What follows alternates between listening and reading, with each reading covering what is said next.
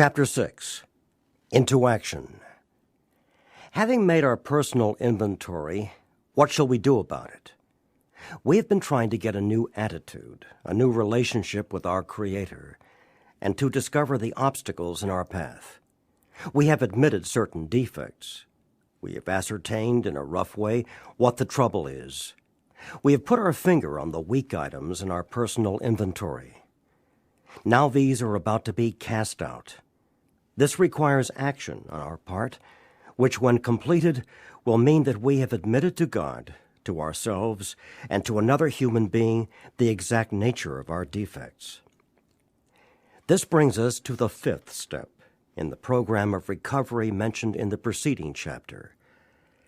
This is perhaps difficult, especially discussing our defects with another person. We think we have done well enough in admitting these things to ourselves. There is doubt about that. In actual practice, we usually find a solitary self-appraisal insufficient. Many of us thought it necessary to go much further. We will be more reconciled to discussing ourselves with another person when we see good reasons why we should do so. The best reason first. If we skip this vital step, we may not overcome drinking. Time after time, newcomers have tried to keep to themselves certain facts about their lives. Trying to avoid this humbling experience, they have turned to easier methods. Almost invariably, they got drunk. Having persevered with the rest of the program, they wondered why they fell. We think the reason is that they never completed their house cleaning. They took inventory, all right, but hung on to some of the worst items in stock. They only thought they had lost their egoism and fear. They only thought they had humbled themselves. But they had not learned enough of humility, fearlessness, and honesty in the sense we find it necessary, until they told someone else all their life story. More than most people, the alcoholic leads a double life. He is very much the actor. To the outer world he presents his stage character. This is the one he likes his fellows to see. He wants to enjoy a certain reputation, but knows in his heart he doesn't deserve it. The inconsistency is made worse by the things he does on his sprees. Coming to his senses, he is revolted at certain episodes he vaguely remembers. These memories are a nightmare. He trembles to think someone might have observed him. As fast as he can, he pushes these memories far inside himself. He hopes they will never see the light of day. He is under constant fear and tension. That makes for more drinking. Psychologists are inclined to agree with us. We have spent thousands of dollars for examinations. We know but few instances where we have given these doctors a fair break. We have seldom told them the whole truth, nor have we followed their advice. Unwilling to be honest with these sympathetic men, we were honest with no one else. Small wonder many in the medical profession have a low opinion of alcoholics and their chance for recovery. We must be entirely honest with somebody if we expect to live long or happily in this world. Rightly and naturally, we think well before we choose the person or persons with whom to take this intimate and confidential step. Those of us belonging to a religious denomination which requires confession must, and of course, will want to go to the properly appointed authority whose duty it is to receive it. Though we have no religious connection, we may still do well to talk with someone ordained by an established religion. We often find such a person quick to see and understand our problem. Of course, we sometimes encounter people who do not understand alcoholics. If we cannot, or would rather not do this, we search our acquaintance for a close-mouthed, understanding friend. Perhaps our doctor or psychologist will be the person. It may be one of our own family, but we cannot disclose anything to our wives or our parents which will hurt them and make them unhappy. We have no right to save our own skin at another person's expense. Such parts of our story we tell to someone who will understand, yet be unaffected. The rule is we must be hard on ourselves, but always considerate of others. Notwithstanding the great necessity for discussing ourselves with someone, it may be one is so situated that there is no suitable person available. If that is so, this step may be postponed. Only, however, if we hold ourselves in complete readiness to go through with it at the first opportunity. We say this because we are very anxious that we talk to the right person. It is important that he be able to keep a confidence, that he fully understand and approve what we are driving at, that he will not try to change our plan. But we must not use this as a mere excuse to postpone. When we decide who is to hear our story, we waste no time. We have a written inventory, and we are prepared for a long talk. We explain to our partner what we are about to do and why we have to do it. He should realize that we are engaged upon a life-and-death errand. Most people approached in this way will be glad to help. They will be honored by our confidence. We pocket our pride and go to it, illuminating every twist of character, every dark cranny of the past. Once we have taken this step, withholding nothing, we are delighted. We can look the world in the eye. We can be alone at perfect peace and ease. Our fears fall from us. We begin to feel the nearness of our Creator. We may have had certain spiritual beliefs, but now we begin to have a spiritual experience. The feeling that the drink problem has disappeared will often come strongly. We feel we are on the broad highway, walking hand in hand with the Spirit of the universe. Returning home, we find a place where we can be quiet for an hour, carefully reviewing what we have done. We thank God from the bottom of our heart that we know Him better. Taking this book down from our shelf, we turn to the page which contains the 12 steps. Carefully reading the first 5 proposals, we ask if we have omitted anything, for we are building an arch through which we shall walk a free man at last. Is our work solid so far? Are the stones properly in place?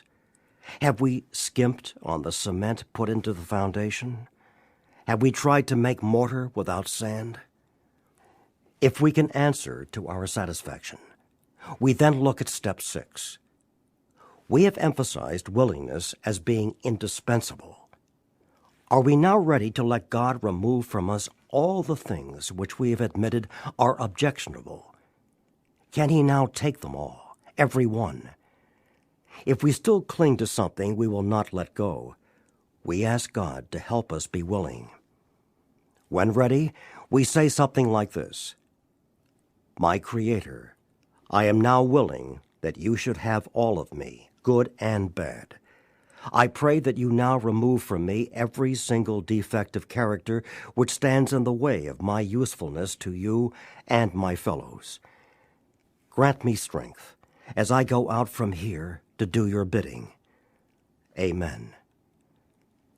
We have then completed step 7. Now we need more action, without which we find that faith without works is dead. Let's look at steps 8 and 9. We have a list of all persons we have harmed and to whom we are willing to make amends. We made it when we took inventory. We subjected ourselves to a drastic self-appraisal. Now we go out to our fellows and repair the damage done in the past. We attempt to sweep away the debris which has accumulated out of our effort to live on self-will and run the show ourselves. If we haven't the will to do this, we ask until it comes. Remember, it was agreed at the beginning we would go to any lengths for victory over alcohol. Probably there are still some misgivings. As we look over the list of business acquaintances and friends we have hurt, We may feel diffident about going to some of them on a spiritual basis. Let us be reassured. To some people, we need not, and probably should not, emphasize the spiritual feature on our first approach. We might prejudice them. At the moment, we are trying to put our lives in order. But this is not an end in itself. Our real purpose is to fit ourselves to be of maximum service to God and the people about us.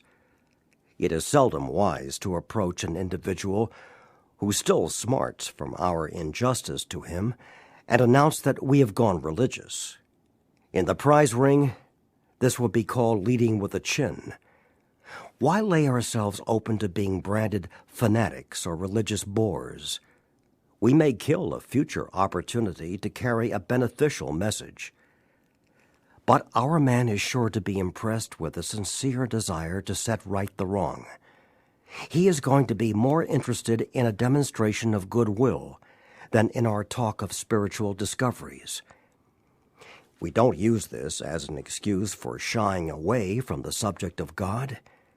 When it will serve any good purpose, we are willing to announce our convictions with tact and common sense.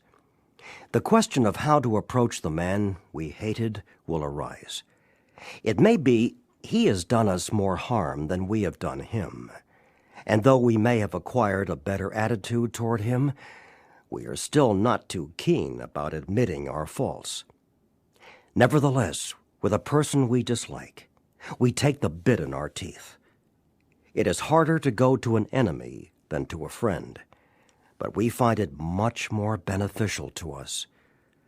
We go to him in a helpful and forgiving spirit, confessing our former ill feeling and expressing our regret. Under no condition do we criticize such a person or argue. Simply, we tell him that we will never get over drinking until we have done our utmost to straighten out the past. We are there to sweep off our side of the street, realizing that nothing worthwhile can be accomplished until we do so, never trying to tell him what he should do. His faults are not discussed. We stick to our own. If our manner is calm, frank, and open, we will be gratified with the result. In 9 cases out of 10, the unexpected happens. Sometimes the man we are calling upon admits his own fault, so feuds of years' standing melt away in an hour. Rarely do we fail to make satisfactory progress. Our former enemies sometimes praise what we are doing and wish us well. Occasionally, they will offer assistance. It should not matter, however, if someone does throw us out of his office. We have made our demonstration, done our part. It's water over the dam. Most alcoholics owe money. We do not dodge our creditors. Telling them what we are trying to do, we make no bones about our drinking. They usually know it anyway, whether we think so or not. Nor are we afraid of disclosing our alcoholism on the theory it may cause financial harm. Approached in this way, the most ruthless creditor will sometimes surprise us. Arranging the best deal we can, we let these people know we are sorry. Our drinking has made us slow to pay. We must lose our fear of creditors no matter how far we have to go, for we are liable to drink if we are afraid to face them. Perhaps we have committed a criminal offense, which might land us in jail if it were known to the authorities. We may be short in our accounts and unable to make good. We have already admitted this in confidence to another person, but we are sure we would be imprisoned or lose our job if it were known. Maybe it's only a petty offense, such as padding the expense account. Most of us have done that sort of thing. Maybe we are divorced and have remarried, but haven't kept up the alimony to number 1. She is indignant about it and has a warrant out for our arrest. That's a common form of trouble, too. Although these reparations take innumerable forms, there are some general principles which we find guiding. reminding ourselves that we have decided to go to any lengths to find a spiritual experience. We ask that we be given strength and direction to do the right thing, no matter what the personal consequences may be. We may lose our position or reputation or face jail, but we are willing. We have to be. We must not shrink at anything. Usually, however, other people are involved. Therefore, we are not to be the hasty and foolish martyr who would needlessly sacrifice others to save himself from the alcoholic pit. A man we know had remarried. Because of resentment and drinking, he had not paid alimony to his first wife. She was furious. She went to court and got an order for his arrest. He had commenced our way of life, had secured a position, and was getting his head above water. It would have been impressive heroics if he had walked up to the judge and said, "Here I am." We thought he ought to be willing to do that if necessary, but if he were in jail, he could provide nothing for either family. We suggested he write his first wife, admitting his faults and asking forgiveness. He did, and also sent a small amount of money. He told her what he would try to do in the future. He said he was perfectly willing to go to jail if she insisted. Of course she did not, and the whole situation has long since been adjusted. Before taking drastic action which might implicate other people, we secure their consent. If we have obtained permission, have consulted with others, asked God to help, and the drastic step is indicated, we must not shrink. This brings to mind a story about one of our friends.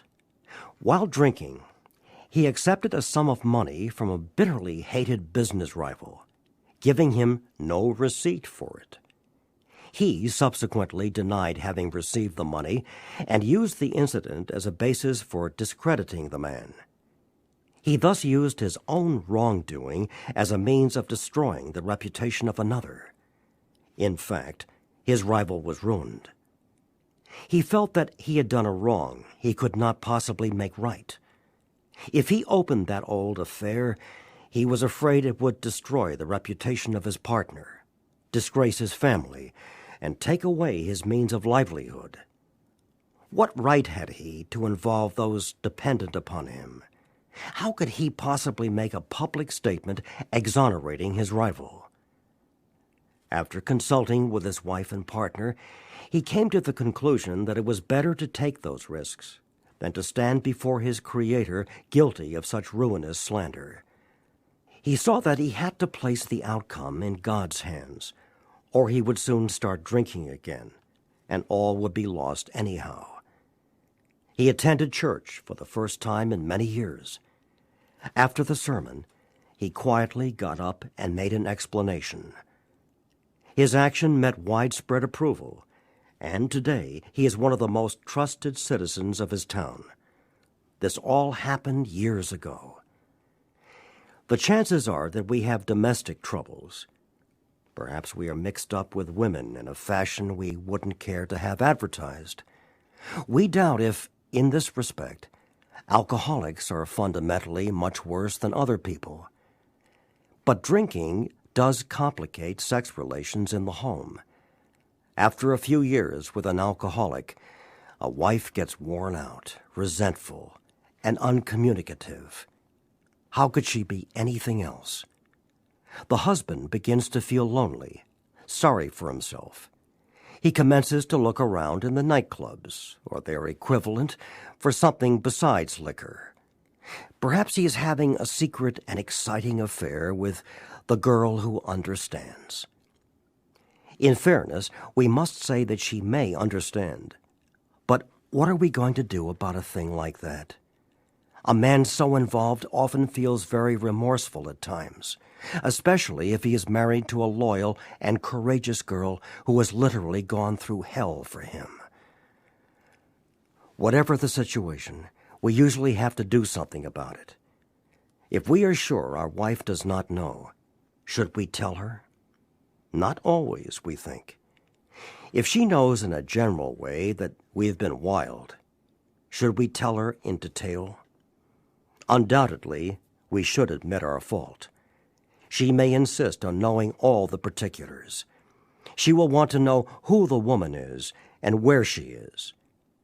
We feel we ought to say to her that we have no right to involve another person. We are sorry for what we have done, and, God willing, it shall not be repeated. More than that we cannot do. We have no right to go further. Though there may be justifiable exceptions, and though we wish to lay down no rule of any sort, we have often found this is the best course to take. Our design for living is not a one-way street. It is as good for the wife as for the husband. If we can forget, so can she. It is better, however, that one does not needlessly name a person upon whom she can vent jealousy. Perhaps there are some cases where the utmost frankness is demanded. No outsider can appraise such an intimate situation. It may be that both will decide that the way of good sense and loving kindness is to let bygones be bygones. Each might pray about it, having the other one's happiness uppermost in mind.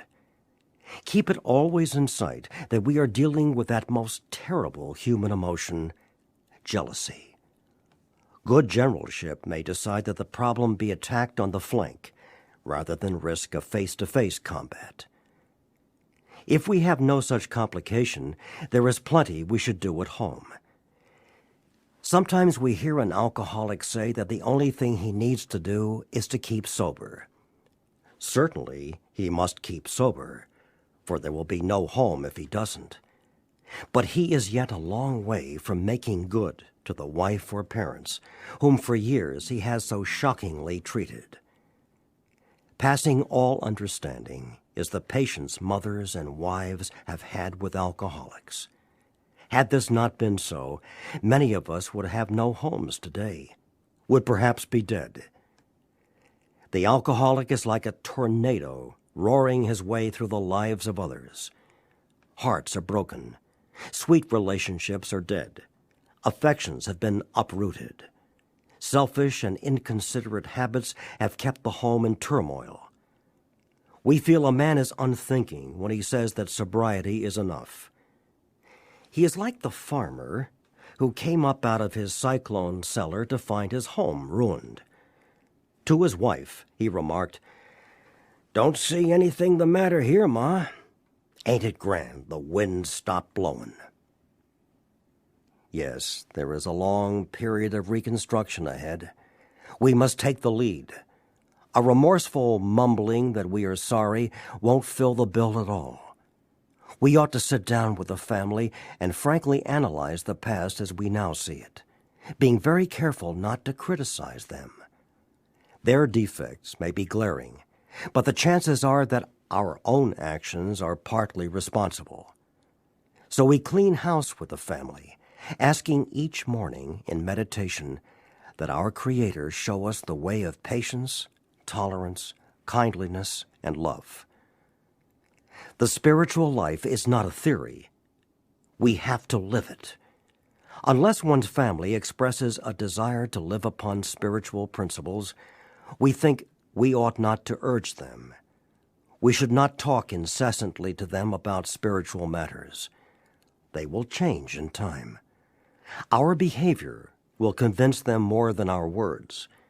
We must remember that 10 or 20 years of drunkenness would make a skeptic out of anyone. There may be some wrongs we can never fully right. We don't worry about them if we can honestly say to ourselves that we would right them if we could. Some people cannot be seen. We send them an honest letter, and there may be a valid reason for postponement in some cases. But we don't delay if it can be avoided. We should be sensible, tactful, considerate, and humble without being servile or scraping. As God's people, we stand on our feet. We don't crawl before anyone. If we are painstaking about this phase of our development, we will be amazed before we are halfway through. We are going to know a new freedom and a new happiness. We will not regret the past, nor wish to shut the door on it. We will comprehend the word serenity, and we will know peace. No matter how far down the scale we have gone, we will see how our experience can benefit others.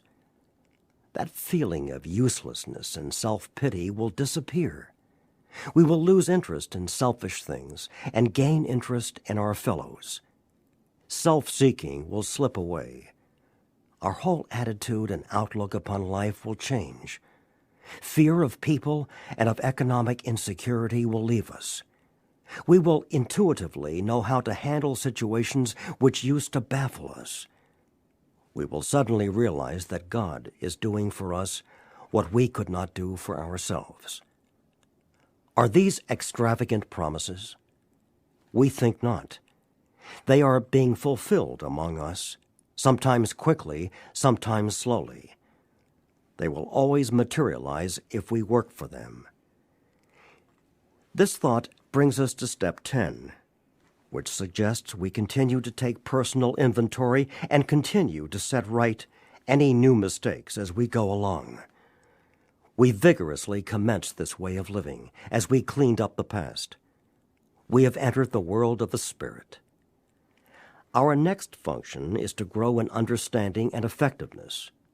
This is not an overnight matter. It should continue for our lifetime. Continue to watch for selfishness, dishonesty, resentment, and fear. When these crop up, we ask God at once to remove them. We discuss them with someone immediately and make amends quickly if we have harmed anyone.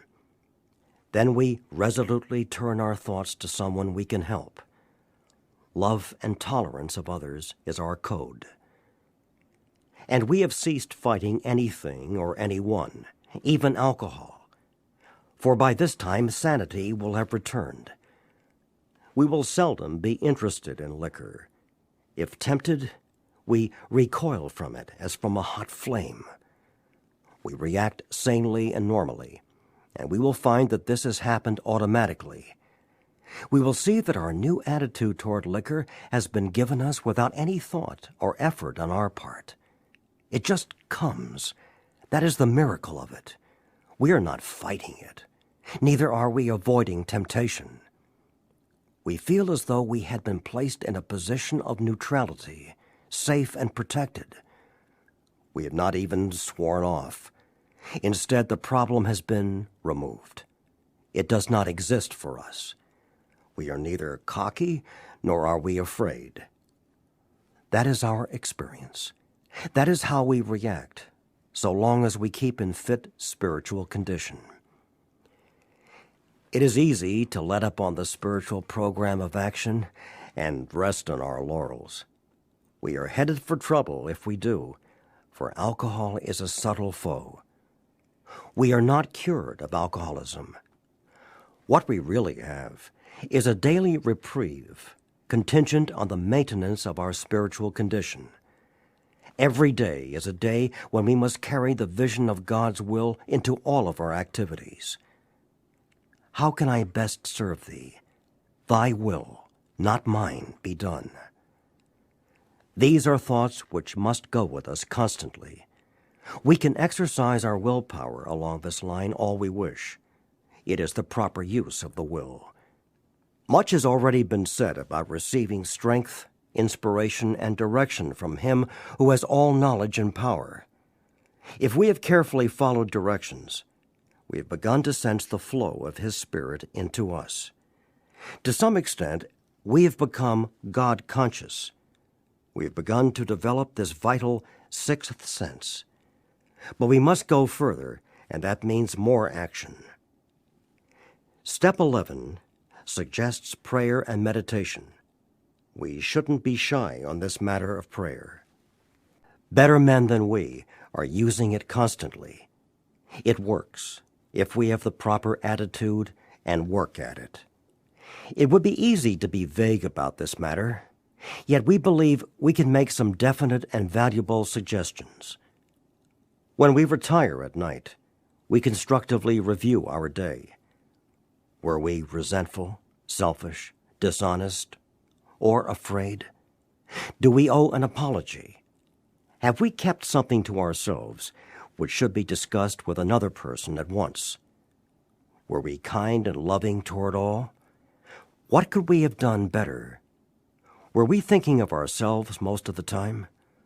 Or were we thinking of what we could do for others, of what we could pack into the stream of life? But we must be careful not to drift into worry, remorse, or morbid reflection, for that would diminish our usefulness to others.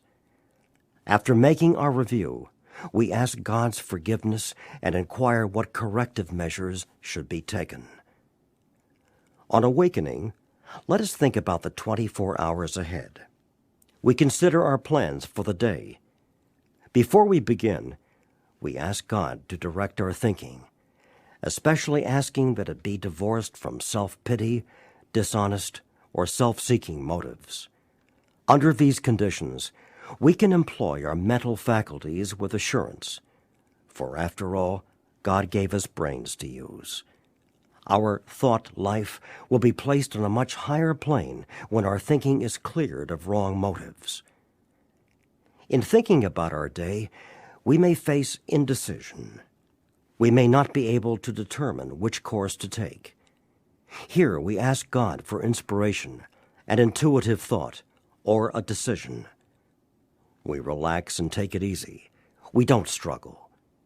We are often surprised how the right answers come after we have tried this for a while. What used to be the hunch or the occasional inspiration gradually becomes a working part of the mind. Being still inexperienced and having just made conscious contact with God, it is not probable that we are going to be inspired at all times. We might pay for this presumption in all sorts of absurd actions and ideas. Nevertheless, we find that our thinking will, as time passes, be more and more on the plane of inspiration. We come to rely upon it. We usually conclude the period of meditation with a prayer that we be shown all through the day what our next step is to be, that we be given whatever we need to take care of such problems. We ask especially for freedom from self-will, and are careful to make no request for ourselves only. We may ask for ourselves, however, if others will be helped. We are careful never to pray for our own selfish ends. Many of us have wasted a lot of time doing that, and it doesn't work. You can easily see why. If circumstances warrant, we ask our wives or friends to join us in morning meditation. If we belong to a religious denomination which requires a definite morning devotion, we attend to that also. If not members of religious bodies, we sometimes select and memorize a few set prayers which emphasize the principles we have been discussing. There are many helpful books also. Suggestions about these may be obtained from one's priest, minister, or rabbi. Be quick to see where religious people are right. Make use of what they offer. As we go through the day, we pause, when agitated or doubtful, and ask for the right thought or action. We constantly remind ourselves we are no longer running the show, humbly saying to ourselves many times each day, "Thy will be done." We are then in much less danger of excitement, fear, anger, worry, self-pity, or foolish decisions. We become much more efficient. We do not tire so easily, for we are not burning up energy foolishly as we did when we were trying to arrange life to suit ourselves. It works. It really does. We alcoholics are undisciplined, so we let God discipline us in the simple way we have just outlined. But this is not all. There is action and more action. Faith without works is dead. The next chapter is entirely devoted to step 12.